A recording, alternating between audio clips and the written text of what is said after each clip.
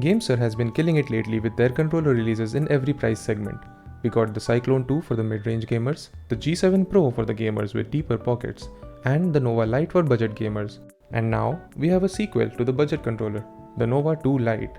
It's always nice to see new controllers from reputed brands like GameSir in the budget segment. At the price that the GameSir Nova 2 Lite comes at, it offers some great and unique features.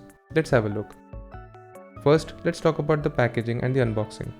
The GameSir Nova 2 Lite comes in a nice, medium-sized box with a lot of the notable features listed on the box itself. The first thing we see in the box is a hardshell case for the controller with the controller inside of it. Under the controller, we get a small cardboard box which contains the user manual and the USB-A to USB-C cable. The cable is 1.8 meters long and has GameSir branding on both the ends. The hardshell plastic case is built quite well, but the hinges look like they won't last many opening and closing cycles. So I would recommend using the case sparingly. It has space for the analog sticks and the face buttons. And on the back, oh, what's this? An extra chamber on the inside. I wonder what that's for. Let's open the case and have a look. On opening the case, we are greeted with the controller, which doesn't have any plastic packaging or anything, but since it's already in a case, that doesn't really matter, I think. Under the controller, we see what that chamber was for. In the center, it houses the 2.4 GHz wireless dongle, and on the sides, it seems to have space for the paddles of the controller. The dongle has GameSir branding on it, and what looks like a pairing button accompanied by an LED. I like the little grooves it has at the back, which will make it a lot easier to pull this tiny dongle out with your nails.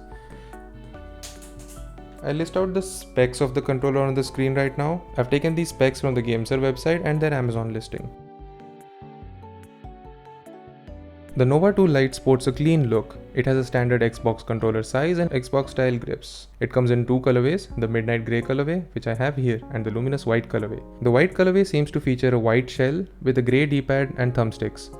The rest of the buttons share the white color of the shell, and there's orange accents on the ABXY lettering, anti-friction ring, and the trigger stops.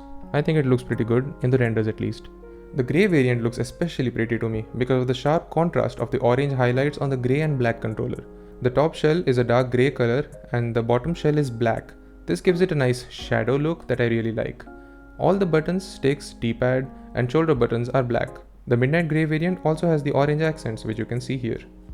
The GameSir logo button lights up on the side and not the actual face of the button. This gives it a nice underglow look that's quite sleek in my opinion. The GameSir branding right in your face in the middle of the controller is not my cup of tea. It's not the worst thing I've seen and it's not super offensive to the eyes, but I would have preferred the branding to be on the handle or something because we already have the GameSir logo right here. The RGB light is fully customizable with the GameSir software. The build quality is quite nice for this price. The Nova 2 Lite comes in at a weight of 225 grams, so this feels nice and substantial in your hands. The textured plastic on the back of the handles provides a nice, comfortable grip.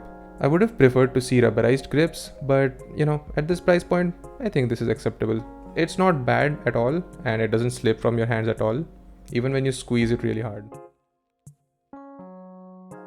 The Nova 2 Lite has Hall effect sticks, and they're using improved, custom Hall effect sticks from what I can see. It's quite nice, and it's a noticeable step up in performance and feel over the sticks in the original Nova Lite. The centering is great. It could be a little snappier, but that's down to personal preference. I personally like sticks that recenter instantly, but that also causes a loss of control if you're not paying attention. There's not much of a center bump and the stick tension is just right in my opinion. The movement is linear and I don't notice any weird stick curve when using this controller. The sticks on the Nova 2 Lite are very smooth and the anti-friction rings on the edge of the circle does its job well. There's no audible scratchiness or anything. Here are the circularity test results for Nova 2 Lite in both modes. All seems to be in order. The ABXY buttons used in the Nova 2 Lite are regular rubber dome membrane buttons. They have a nice feedback to them and they haven't gotten stuck at all. I haven't had any misinputs or any missed inputs with these buttons. As far as membrane buttons go, these are pretty good. The D-pad is where this controller shines. GameSir has apparently partnered with a professional fighting game player to tune the feel of this D-pad. And I gotta say, this is the best D-pad I have used in this price range. This is a disc-style, mechanical D-pad with a central pivot point. Again, this comes down to preference. Some people dislike a circular D-pad and they prefer a cross-style D-pad. Personally, I like them both. I love this D-pad and using it has been a joy. I've used it in Tekken 8, BBCF, Celeste and Dead Cells, and the performance has been flawless. Initially, it felt a little weird to have a mechanical D-pad and membrane buttons, but after about an hour of using this combination, I got used to it and it has been incredible. Super accurate, very tactile and responsive. Let's talk about the shoulder buttons and the triggers. The Nova 2 Lite uses mechanical shoulder buttons. These are really clicky and they're really good. The buttons are a little small, but that doesn't cause any issues when using it. They're very tactile and they have a little bit of pre-travel, which is fine. A little bit of post-travel also, which is also fine. Overall, it feels really nice. Not much else to say about this, honestly. The Nova 2 Lite comes with Hall effect triggers. The implementation is quite good too. It's very accurate and smooth. It doesn't make any weird creaking noises or anything when pressed hard. This has been an issue with some of the budget controllers that I've used, but not this one. You get trigger locks on the back as well, which is activated by flicking the orange switch on the back of the controller. This locks the trigger at about 40% travel and turns it into a digital input instead of an analog input. In the software, you can set the hair trigger mode to adaptive mode, which I'm not quite sure what it does. It seems to me that it makes the point of activation a little further away so that the trigger activates when you press almost all the way to the locked orientation. There's two back buttons which are placed in a very comfortable position. I don't have many accidental presses with them. Every time I've wanted to press them, they've been there. I haven't missed any inputs. They're nice and tactile mechanical buttons.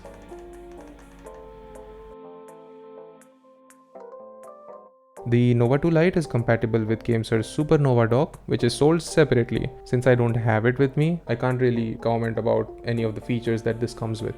There is no gyroscope in this controller, and let's talk about the haptics actually.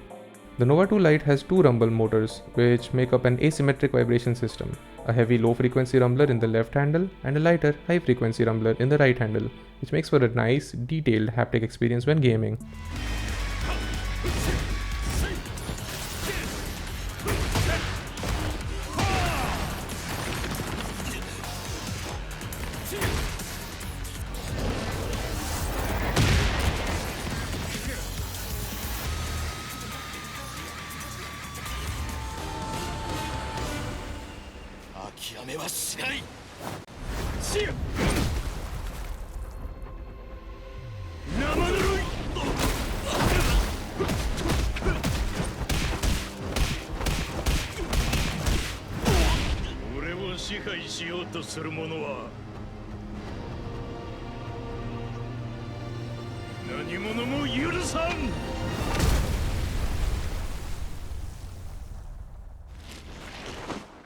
The vibration intensity could have been a little higher in my opinion, but the haptic experience is definitely sufficient. I always use it at the highest vibration setting out of the levels that you can use. Unlike the original Nova Lite, the Nova 2 Lite is supported by the GameSir Connect PC app. This is really good because I like the app's interface and responsiveness. As soon as I connect the controller to the app, it prompted me to do a one-click firmware update. And the update was done in like 10 seconds. I connected the controller via cable, so it might take longer when you're connected wirelessly. If you can even do it wirelessly, I'm not sure, but mine went without a hitch wired. The Nova 2 Lite also connects to GameSir's mobile app, which is just as robust as the PC Connect app. I was impressed by how seamless everything was. I did have a little hiccup when I tried updating the firmware with the mobile app, where I got scared that my controller was bricked. But I was scared for no reason, as the app clearly says that the update can take a few minutes and I shouldn't panic. The controller started working like normal when I tried it after a few more hours. You can use the Nova 2 Lite in wired, Bluetooth or 2.4 GHz dongle mode. The Nova 2 Lite can be used in multiple operating modes: X input, TS4, Switch, Android, D input and GameSir's G touch mode, which is just hardware touch mapping. Everything worked flawlessly for me on Windows and Android, and I haven't been able to test the controller with Linux, macOS or iOS. There has been no issues with wireless interference in my use, and I use a lot of wireless devices at the same time. As you can see right there, do you see how many dongles are connected and active at the same time? Yep. I haven't had any issues with latency at all. The proper latency numbers are not yet available on Gamepadla, and that's usually the source of my numbers. But just talking about the way it feels, it's really good. I haven't noticed any latency or any issues. The numbers should be close to the 8-bit DO 2C because that's the other controller that I have. The 600 mAh battery lasts a good while, but this could definitely have been better. At maximum vibration intensity in 2.4 GHz mode, the controller lasted about 10 hours in my use case. I usually played games that set the controller vibrating constantly, like Forza Horizon 5 and Tekken 8. So if you play a game that doesn't vibrate the controller too much, then it might last longer. I'm not sure. The GameSir Nova 2 Lite provides an incredible value for the price, and it's definitely a top contender. What could have been better? Well, the battery capacity could have been higher. 600 mAh is nice, but it could have been more. The plastic case could have a better hinge. As you can see, this won't last too long if I keep opening and shutting it too often. They could have used TMR sticks instead of Hall effect sticks. This would have also increased the battery life. Rubberized grips would have been nice, but that's fine. So yeah, those are some relatively minor nitpicks. This is a great controller for the price, and I definitely recommend it. It trumps over most of the controllers in this price range. The only other controller that I think can compete with this in this price point is the 8-bit 2C, which I will make a review of separately in a bit, and I'll compare these two controllers. So you should subscribe for that and, stay tuned. It's gonna happen soon since I'm not really busy in real life anymore. Yeah. Bye bye. Subscribe.